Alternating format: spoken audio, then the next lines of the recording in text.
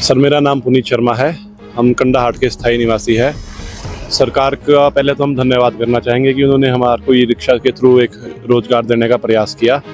यहाँ पर हमारे कंडाहाट में अभी लगभग 7 से 8 ई रिक्शा आ चुके हैं, जिससे हमारे को जो हम बेरोजगार युवा थे, कुछ जो हैंडीकैप्ड थे, उनको जो रोज़गार का अवसर मिला।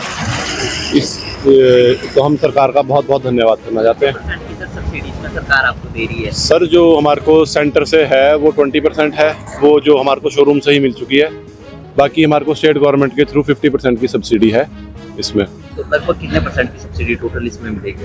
सर हमारी ऑन रोड जो है, एक्चुअली हमने सिर्फ सेंटर गवर्नमेंट की सब्सिडी ली है, क्योंकि वो हमारे को लगभग 80,000 के करीब मिली है, और स्टेट गवर्नमेंट की अभी हमारी अप्रूव नहीं हुई है, तो हमने भी ली नहीं है। उसके बारे में हम आपको एग्जैक्ट अमाउंट नहीं बता पाएंगे, पर 50% हमने सुना है। 50% इसका क्या बोलते हैं, ई रिक्शा कंडाघाट के लोगों को किस तरीके की सुविधाएं मिल रही है? सर, ई रिक्शा आने से पहले तो सर जो बुजुर्ग दूसरे ऑटो में बैठते थे, उनको साउंड पोल्यूशन से बहुत राहत मिल रही है।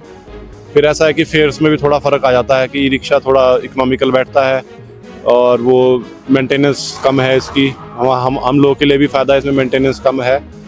ये सुविधा मिल रही है जी लोगों को।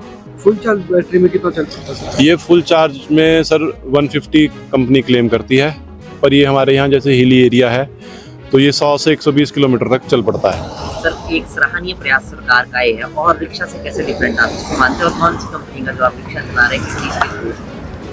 सर, हमने पहले तो सरकार का ये बहुत ही अच्छा इनिशिएटिव है, क्योंकि देखो इससे हमारे को एक तो तेल की बचत हो रही है, जिससे हमारे जीडीपी में बहुत फ़र्क पड़ेगा।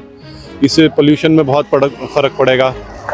फिर उसके साथ साथ रोज़गार भी बढ़ रहा है, लोगों को इकोनॉमिकल चीज़ें मिल रही है। अब कहीं को टैक्सी 100 रुपये में जाती है, तो हम वहाँ 40 या 50 रुपये में चले जाते हैं, तो लोगों को भी कॉस्ट कटिंग होगी। फिर हमने दो कंपनियों के ट्राई करे थे, पियाजो के और महिंद्रा के।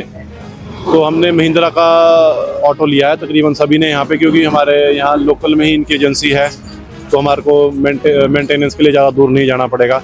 हमारे को कोई दिक्कत आती है तो हम एकदम उनको बुला सकते हैं। वो एक मतलब हमारे को ऑन रोड सुविधा मिल जाती है कि उसी दिन वो सेम डे आके हमारे को थोड़ा हेल्प कर देते हैं। Company time to time service दे रही है?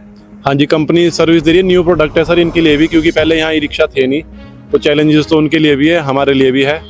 अब वो जैसे जैसे दिक्कत आ रही है, वो भी उसको सॉल्व करने की कोशिश कर रहे हैं।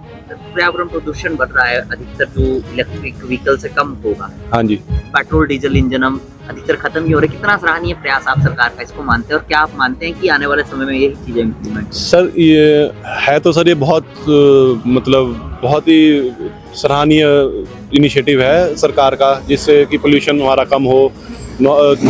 तेल से इनको मतलब जो हमारे को तेल इंपोर्ट करना पड़ता है, उसमें कॉस्ट कटिंग हो। पर ई रिक्शा भी सर हर जगह नहीं चल सकता है। ई रिक्शा की है कि एक लिमिटेड है दायरा हमारा, हम सिर्फ 150 किलोमीटर चल सकते हैं, उसके बाद हम लोगों को घर जाके खड़ा करना पड़ता है। तो ये एक दिक्कत आ जाती है कि आप खुल के काम नहीं कर पाते हैं। ये है कि एक लिमिटेड दायरे में आपको काम करना पड़ता है जब आप ई रिक्शा में काम कर रहे हैं। कंडाघाट में व्यवसाय कैसा है? व्यवसाय ठीक है जी, किसी दिन बिजनेस है ये, तो किसी दिन तेजी होती है, किसी दिन बहुत मंदा भी होता है। ऐसा है कि चलो ठीक है जी, दिहाड़ी लगती रहे जो आ रहे हैं यहाँ सबकी, ये है।